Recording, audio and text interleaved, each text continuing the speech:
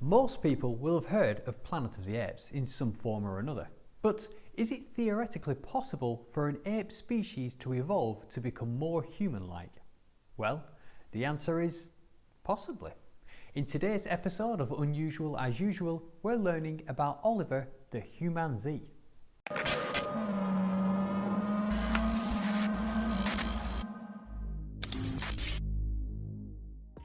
Oliver was a chimpanzee born in the Democratic Republic of Congo in 1957. He was acquired by animal trainers Frank and Janet Berger in 1960, and they observed some physical and behavioural evidence which led them to believe Oliver was perhaps a human-chimp hybrid, a humanzee if you will. Oliver had a small head. His face was flatter than the average chimpanzee's. He had a pronounced nose and had the habit of walking upright on two legs rather than on his knuckles. Some people say he was the missing link, some kind of throwback between anthropod ancestors to modern day man.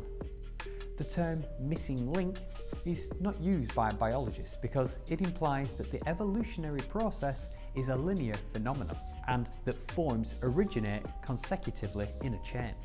Instead, the term last common ancestor is preferred since evolution is a branching process.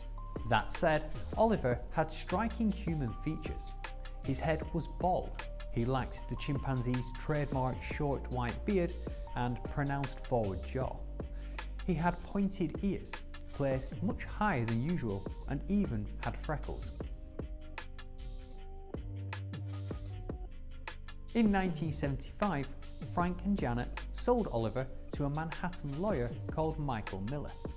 Miller planned to present Oliver to the American Museum of Natural History, who he imagined would give him a pat on the back, maybe an award, and would probably want to keep Oliver so that their experts could study him.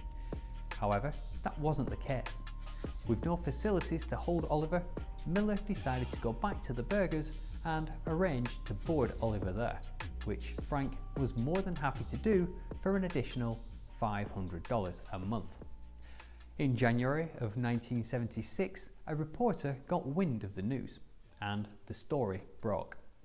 Miller issued a statement and produced photos of Oliver, which appeared in newspapers around the world the very next day. With the media fighting for a chance to see the missing link in person, Miller scheduled a press conference in New York City. Meanwhile, officials from a Japanese television network approached him with an offer. They would not only pay him, but also fund additional scientific studies to be carried out in Japan, including genetic tests. In exchange, they would have the rights to reveal the results in a nationally televised program. To Miller, this seemed like the perfect opportunity to determine Oliver's true nature, to increase his public exposure and, possibly, make a little money in the process. Oliver and Miller spent 3 weeks on tour in Japan, with TV cameras following their every move. Oliver was dressed in a tux for dinner. He was filmed smoking a cigar and watching TV. He wore a kimono, getting ready for bed. All for the benefit of the TV show. At one point, scientists placed Oliver on a device called a gravicoder, which indicated that his centre of gravity resembled a human being's more than a chimpanzee's. Preliminary genetic tests indicate that he had 47 chromosomes, one more than a human and one less than a chimpanzee. However, the results were kept ambiguous enough not to ruin a big reveal. Reportedly, up to 26 million people watched the Japanese broadcast. In 1977, Miller, after having Oliver for less than a year, gave him to Ralph Helfer, an animal trainer who housed Oliver in his Gentle Jungle exhibit before finally closing in 1982. Helfer gave Oliver to one of his trainers, Ken Deckeroux, who owned an exotic animal rental company supplying animals for various TV shows. Stage managing Oliver was never easy, so he did very little work in front of the camera. A couple of television commercials and small movie roles, but nothing major.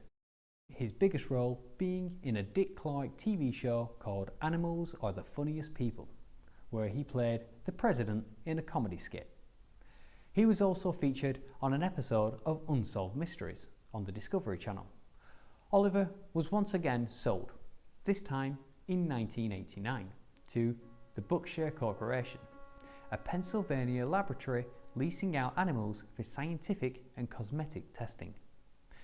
He was never leased out for experiments, but for the next 9 years, his home was a tiny, cramped cage.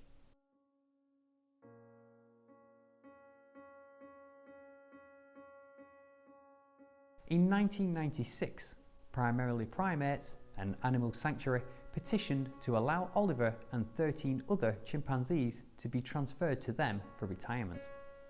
Due to pressure in 1998, Buckshire Corporation allowed the move, which became the first attempt anywhere to retire chimps to a sanctuary after they'd been used in medical experiments. After 9 long years, Oliver had ended up at a spacious, open-air cage at Primarily Primates, Texas, where he lived out the remainder of his life with another chimpanzee, a gentle female known as Raisin.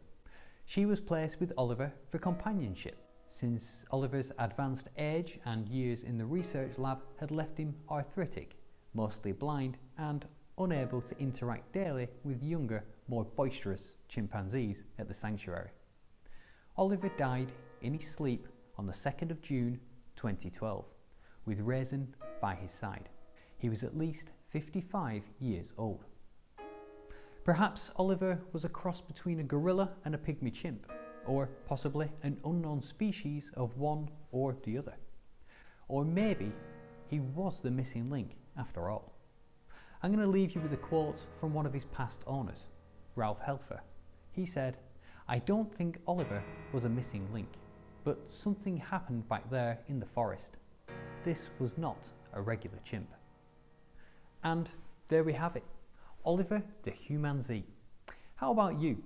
Do you think he could have been the missing link?